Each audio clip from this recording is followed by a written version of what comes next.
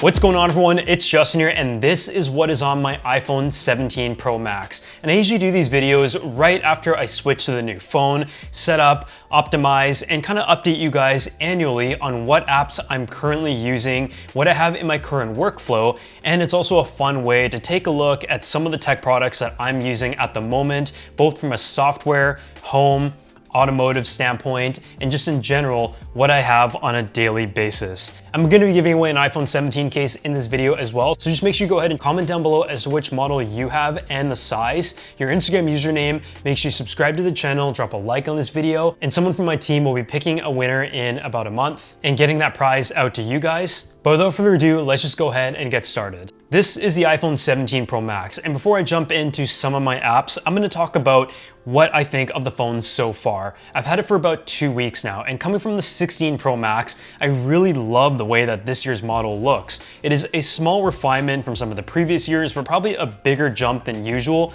but it's a very clean design. The camera bump on the back kind of unifies everything, and I also find that it actually stays a bit cleaner because there is no glass, which a lot of times with static and dust, it sort of just likes to sit around the camera. And I've also been enjoying the fact that it just feels so good both with and without a case. It is a little bit thicker and a bit heavier because Apple did switch back to aluminum from titanium, but just based on my experience with the device, bringing it on a trip, capturing some photos, I found that for the most part, the experience feels similar, but the small refinements when it comes to the hardware, the design, and the battery life are noticeable on this device, to the point where, as someone who uses my phone a lot and typically gets probably 3/4 of the day on the larger model, I was able to get through an entire day. And as a creator as well, some of the camera improvements have also been notable in this phone. So I feel like if you're coming from a smartphone from the past couple years, the 17 Pro and Pro Max is a really good upgrade. But without further ado, let's go ahead and jump into what apps I have on my iPhone 17 Pro Max. So beginning with the wallpaper, I just have like this mountain wallpaper on the background. I really like the tones of like the greens. I haven't really jumped around with any other abstract wallpapers, but I did also update to liquid glass pretty much as soon as it was available. It's been very reliable. And in terms of some of the other widgets that I have, in the past couple of years, I've transitioned to having the clock and the weather just showing up right here to be able to have quick access to it, because I mean, weather's changing all the time, whether I'm traveling or here, so having all of that right here has been very handy. I haven't really reverted to any third-party apps, and I have also since switched back to Apple Maps from Google Maps in the past couple of years. And the camera and everything, Spotify is my main music platform of choice. I am very excited for the update of lossless audio, but I really like the curated playlist. I find that it does work pretty well with my very mixed ecosystem of speaker products, whether that is Bang & Olufsen, Bowers & Wilkins. I also use Sonos as well. So I've never really been able to commit to one system. And as a tech guy, I find with speakers, I really like different elements of different brands. YouTube Studio is also where we respond to comments, just check out our videos, being able to update the thumbnails, and it has gotten so good over the years that it is very handy to just be able to manage and publish your videos while on the go, because there was a time where I would have to have a computer to be able to do anything when it came to uploading my YouTube videos, and it wasn't until a few years ago when Creator Studios was introduced to allow us to do that.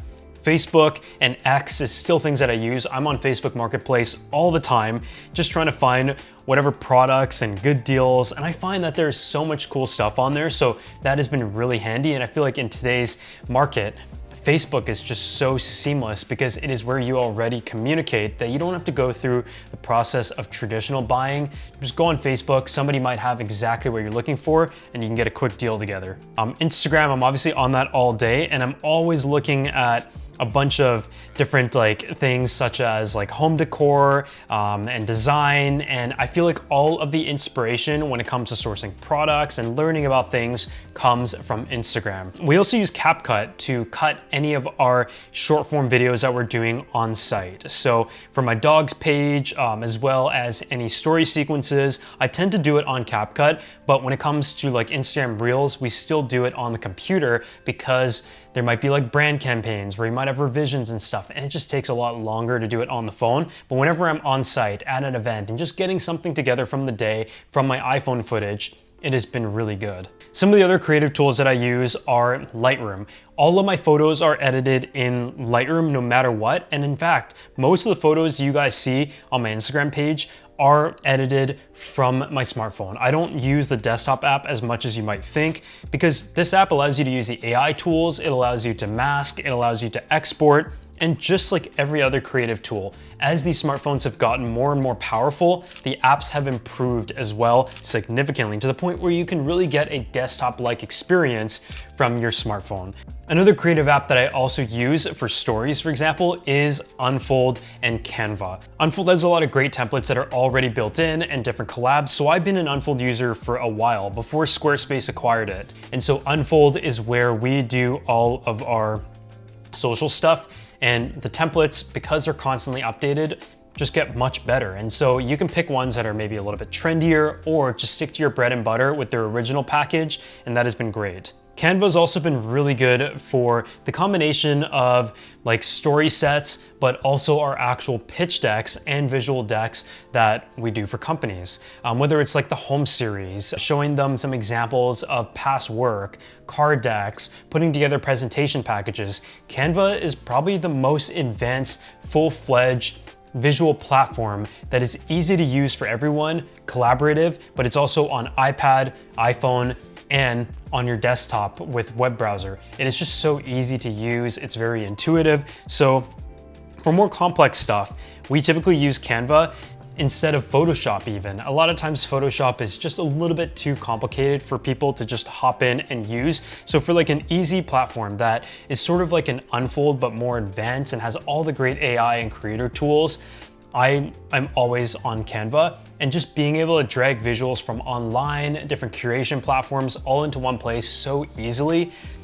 I mean, I'm sure a lot of you guys know why Canva has become a very powerful business tool. So when it comes to like health and lifestyle, I personally use the Whoop Band, and this right here is the new Whoop 5.0 MG, which stands for medical grade, and it gives you the highest level of insights that they have ever had. This 5th generation of Whoop has a battery life of over 14 days, and on top of that, it also has some stylish bands, from the sport bands to even leather bands, and so you can really customize specifics to what you're wearing and also what you're feeling depending on what you're doing on a given day. The MG has medical grade, clinically accurate ECG readings, and it also has blood pressure insights as well. But beyond all of the great hardware features, I feel like what Whoop has always been really good at is giving you the most accurate and useful data when it comes to software insights. When I go to the Whoop app, it gives me information such as the sleep, recovery, and the strain, and from there, for example with the sleep, it gives me all of the different information based on hours needed, sleep consistency,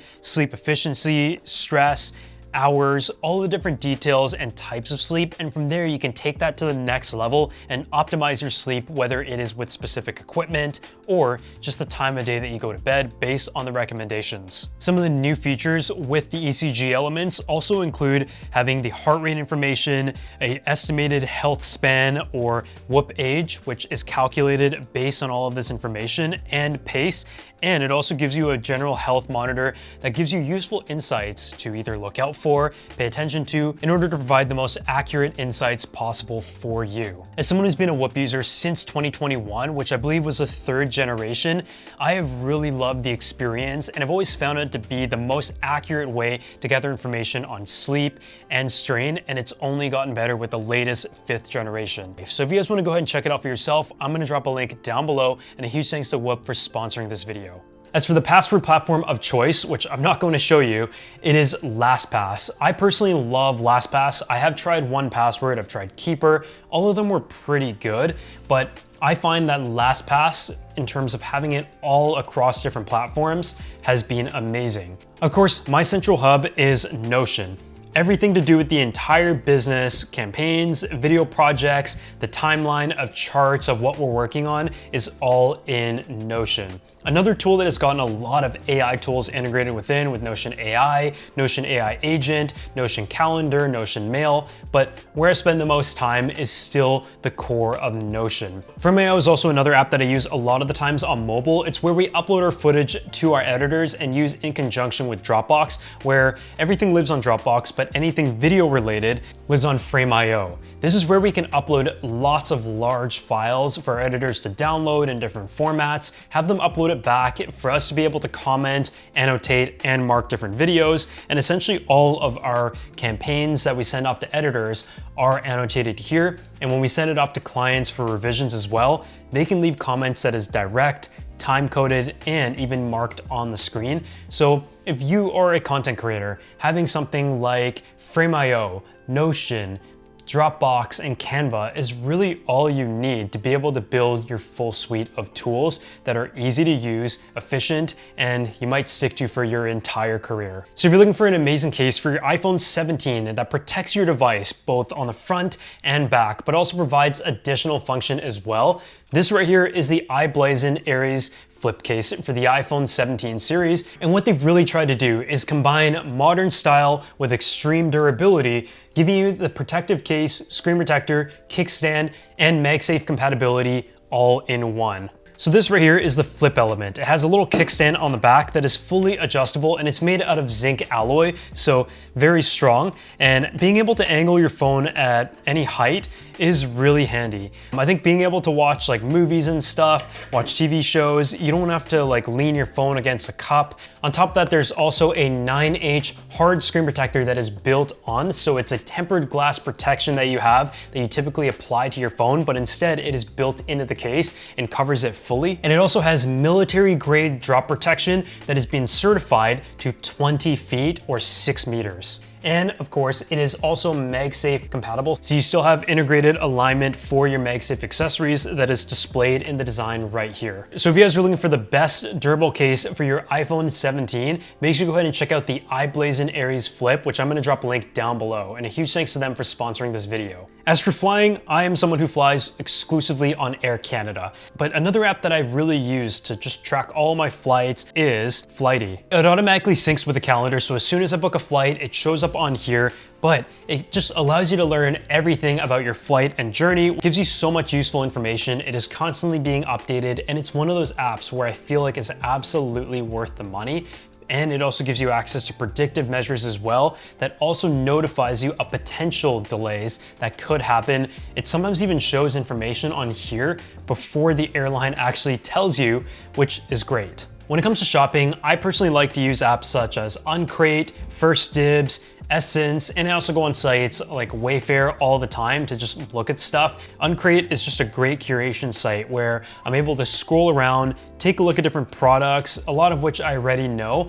And I'm also subscribed over on some Substacks that product curate, and the way I evaluate a good curation site such as Uncrate or some of the Substacks that I've subscribed to is if I've seen the product before, because chances are, being in the tech industry and on Instagram all the time, I've seen every single product that has ever existed in the tech space. So I'm always trying to look outside the box and find something that is creative for me to be able to bring to the channel. When it comes to traveling, I personally am a Bonvoy user. So my system is pretty simple. I have Air Canada for flying, and I have Bonvoy for hotels. And then when it comes to sites that are able to find me the best deal when it comes to flights, I use two different platforms, Seats.Aero and Roame. So I pay for subscriptions on both of those sites, and I find that Roame is good for tracking specific routes. Seats.Aero is a bit more traditional, but it's good for finding maybe that spontaneous trip where if there's a great deal on a couple business class seats, I have a schedule where technically I can just hop on a plane and go anytime. So when it comes to home tech, here are some of the apps that I use the most. I think it starts out with lighting. And personally, I am on a system that is now on a Lutron setup. So everything in my house is Lutron Caseta. And so I have all of the different places on here. I also have like the kitchen, living room, dining room, front foyer, exterior, office. And from there, I'm able to dim the lights, turn them on and off, and I can also turn all of the lights off at once, which is a feature that I really like because the power bill is pretty expensive. So whenever I'm leaving, I can turn off all the lights, and of course I can set scenes and schedules based on just having the outdoor lights on during the daytime. In my new home, I've also been going down the internet rabbit hole, and being a house that is 6,000 square feet, I needed a solid setup with wired access points, and so I decided, after looking at a few different platforms, I wanted to purchase my first Ubiquiti Unifi system, and it's a whole new world. I went with the special edition Dream Machine. I also went with a gigabit switch and a couple access points, I think 4 of them or 3 of them to be exact, and it has been working really, really well.